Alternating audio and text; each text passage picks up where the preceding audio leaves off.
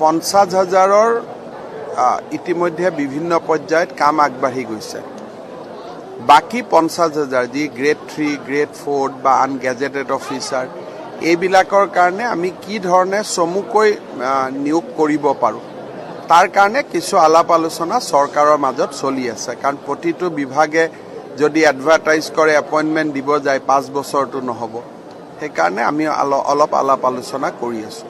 1 লাখ নিযুক্তিৰ প্ৰায় 50,000 ইতিমধ্যে বিভিন্ন পৰ্যায়ত কাম আগবাঢ়ি গৈছে।